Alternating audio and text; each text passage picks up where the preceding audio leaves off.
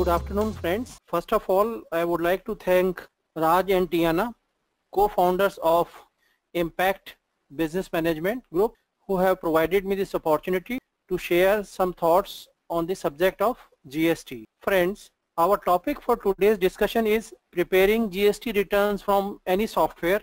Our agenda for this session includes options for preparing returns, preparing GST returns, filing GST returns, and then we can have a Q&A session in the end.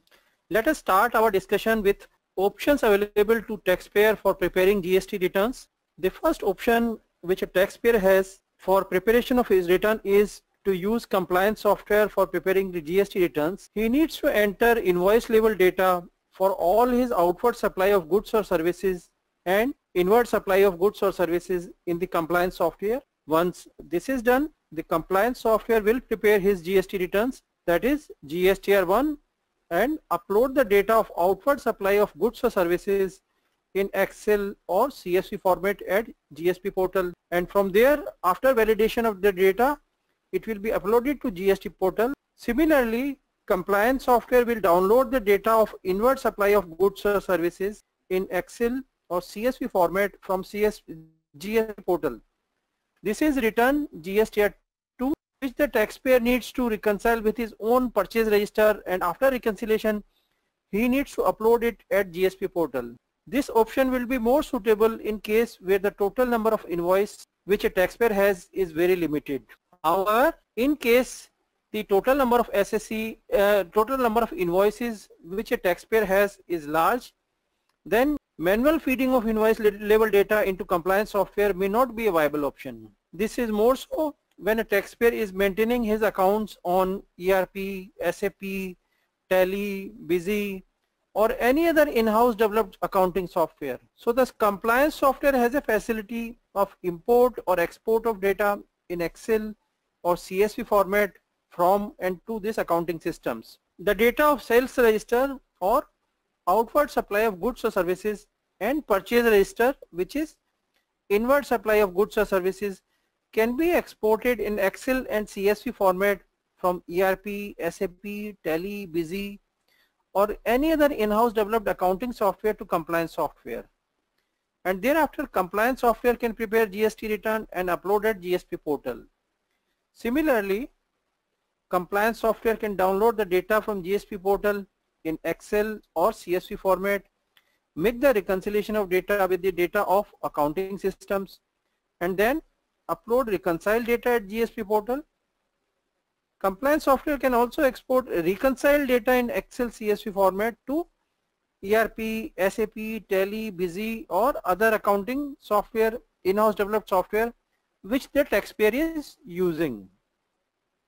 Now, before we start discussion on the second option, which is preparation of GST returns by import or export of data in Excel or CSV format, first of all, let us discuss about the things which are required to be changed in the ERP system, SAP, or the accounting system which the taxpayer is using. First of all, business units. The registration under it's located in different states need to obtain different verticals, may also have different GSTN. The ERP system provision for capacity of each business unit and business verticals. Vendor masters. Firstly, ERP system should have provision to segregate between a registered supplier and an unregistered supplier. Some ERP systems do not segregate between a registered dealer and an unregistered dealer under the VAT system at masters level. However, under GST, vendor masters need to segregate them at vendor creation level itself, since under GST the taxpayer needs to pay tax on reverse charge mechanism on all inward goods or services from an unregistered supplier. Secondly, ERP system should also have provision to capture GSTN of all suppliers. If the supplier has more than one GSTN based on the location in different states, the system should have provision to capture GSTN based on the place of. Then item masters. At present, item masters in ERP systems have description of each item of material which is dealt with, but it doesn't have HSN code tagged with it. ERP system should therefore require updating HSN code for each item along with the description of goods or services. Service master. Each of the services needs to have a separate SEC code attached to it. For example, chartered accounting services or company secretary services or cost accounting services. Then comes chart of account. Chart of accounts in ERP systems need to be updated for new accounts codes. For example, input tax credit, output tax liability account, RCM tax credit account, RCM tax liability account, and also for the various taxes, CGST, SGST, UGST or UTGST. Since input tax credit is available on provisional basis, ERP system should have necessary provision for that also. Then comes tax codes. ERP system should have provision to capture tax codes for CGST, SGST, UGST, IGST. Similarly, it should have provision for capturing tax deducted and tax collected source for CGST, UGST, IGST. Then comes tax rates. Friends, you are all aware that government has announced that there will be 4 rates: GST, 5%, 12%, 18%, 28%. Now recently has announced the tax rates applicable to services. So these tax rates needs to be fed to the system, and system should have provision to capture this GST for each of the transacted. Then comes transactions pre-GST and post-GST. Since GST will be rolled out in the midst of financial year, that is from 1st of July 2017, there will be some transactions of both pre-GST period, that is from 1st April 2017 to 30th June 2017, and post-GST period, which will be from 1st July 2017 to 31st March 2018. ERP system should meet the requirement of both the terms. Then comes document number. In line with the requirements under GST rules, all documents, quotation, purchase order, invoice, receipt, etc. should have a number generated by ERP system. Tax invoice. The format of tax invoice under GST rules has been notified. It needs to have some information which the system should provide in all tax invoices. I am not going into detail as to what information is required into it. Just one point I would like to make here, that tax invoice once issued cannot be cancelled. All subsequent adjustment in a tax invoice should be made by credit note or debit note. ERP system should ensure this requirement. Further, as you are aware of that an e-way bill is required for movement of goods having value of more than rupees 50,000, and an EBN is generated by GSTN. ERP system should have provision to capture this EBN reference number on tax invoice. Then comes input tax credit. The taxpayer can take input tax credit on payment of taxes by the supplier only, but ITC can be availed on provisional basis on payment of tax by supplier. However, input tax credit availed on supply of goods or services needs to be reversed if the payment to supplier is not made within 3 months. ERP system should have provision for that. Then comes preparation and filing of returns. A regular taxpayer other than an e-commerce and a service provider needs to file 3 returns every month and 1 annual return also at the end of financial year. So it is required to file almost 37 returns in a year. All these returns need to be filed through GSP. We will discuss about these returns in more detail in subsequent slides. Now friends, we have Go reports from Impact Management Group, which is a cloud-based GST software for preparing GST reports from any software. I'll try to walk you through the entire process of preparing GST reports from any software. Now let us start with sales register. So you can import the invoices from invoices level data from the sales register. You can see on your screens invoice wise data being imported into the compliance software. Here the information which has been downloaded in Excel or CSV format is for date, invoice number, customer number, name, then invoice type, GST status, then status of invoice itself, then tax amount and amount, balance due if any. So these are the information which has been downloaded from accounting system or ERP system into compliance software. When you import the invoice level data into compliance software, this is the page which appears on your screen. You can choose file for import of Excel or CSV based data from sales register. Now this is the screen which appears on your import page. Here you can see data imported from your file, and on the right hand side from top you can see the columns assigned details, each of the assigned details. For example, invoice, invoice date, invoice status, due date, notes, terms and conditions, customer's name, customer state, currency code, sales order, item number, item name, then HSN code or SSC code, quantity, rate, total value of invoice, then discount if any, and professional assessment. Similarly, you can import the invoice level data from your purchase register also from your ERP system or SAP. So the data which you download, it has invoice wise details of all the bills.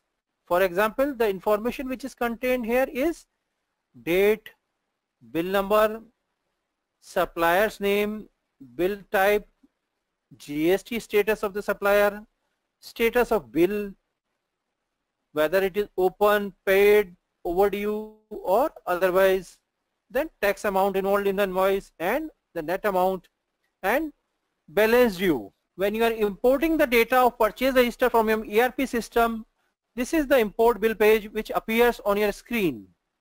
Here you can choose the files from various files which are available in your ERP system. You can select them, choose them for downloading from the system.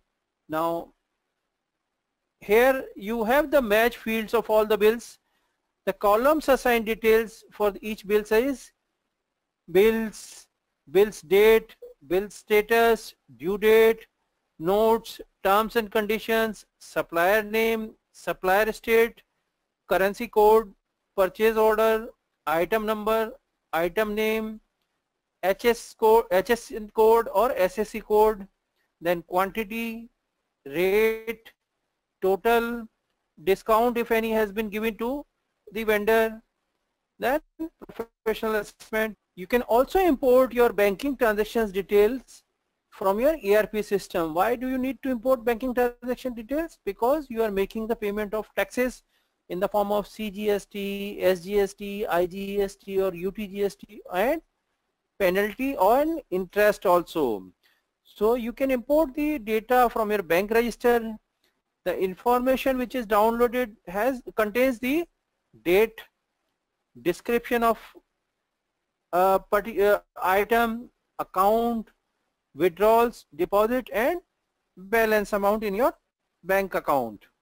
Now this is the screen which appears when you import the bank register from your ERP systems. You can select the files within the ERP system and then you can import it. Then you have a matched field statement also. You can import the file. The columns assigned details which are matched are date, description, withdrawal, deposit, and a reference number of a transaction can also be assigned to each of the transaction. Now you can export this data to GSP portal. So when you are exporting this data in Excel or CSV format from your compliance software to GSP portal, you get the invoice level data or invoice wise details of export invoice. The data information which is contained in the data is date of invoice, invoice number, customer's name, invoice type, then status of customer in GST, then status of invoice itself, whether it is draft or sent, then tax amount involved and the amount, and last column is for balance amount. This is the screen which appears on your system when you export the invoice in CSV or Excel format. You can select the format which you want to have for export of data. Then you can also select the range of date, the period for which the data needs to be exported. For example, 1st May to 31st May. Then exported file invoice, whatever files you have exported, those details are also available in the system. Their invoice level data will contain the information like date of invoice, invoice number, customer name, then invoice type, e-commerce, regular invoice, etc. Then GST and status, then the status of invoice itself, whether it is draft or sent invoice or paid invoice, then tax amount involved in the invoice and the amount of invoice, and the last column for balance amount. So these are the information which is available in exported file invoices. Same way, when you export the purchase bills, you have the invoice level data which is exported, and there the information which is contained in these files includes bill date, bill number, supplier's name, bill type, then GST status and status of invoice itself, open, paid or overdue invoice, then tax amount, and the balance amount of invoice due, if any. So these are the information which is available in exported bill list. Exported bill list is the data for purchase register, and this is the screen which appears on your system when you export the files in CSV or Excel format for purchase bills or purchase registers. Then exported file bills, you have a report of exported file bills which have been exported on the GSP portal. For example, we have here list of bills which have been exported, and this contains the data, bill number, bill date, then supplier's name, then bill type, GST status, status of invoice, open, paid or overdue, then tax amount, and last column for balance, if any.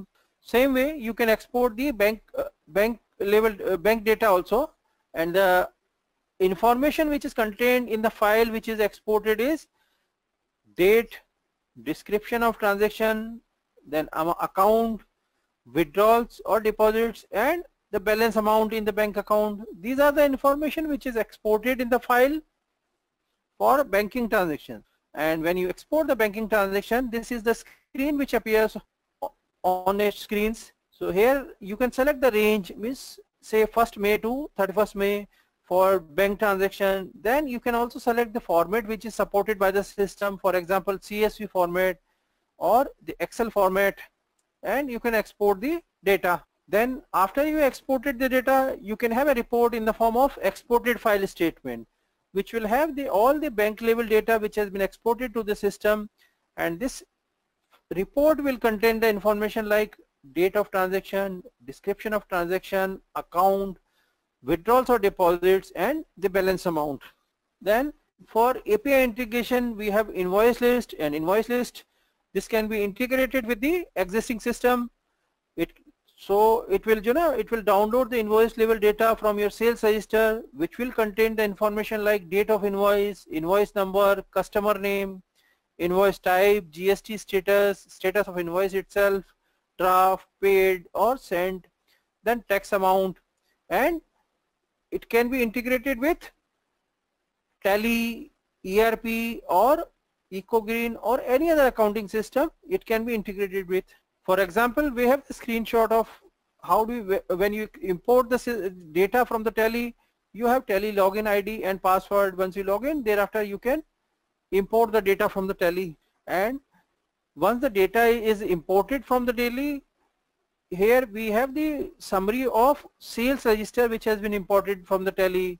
It has invoices and information which is imported is date of invoices, invoice number, customer name, invoice type, GST status, then status of invoice itself, paid, draft, partially paid or sent, then tax amount and amount of invoice, then balance due in the end.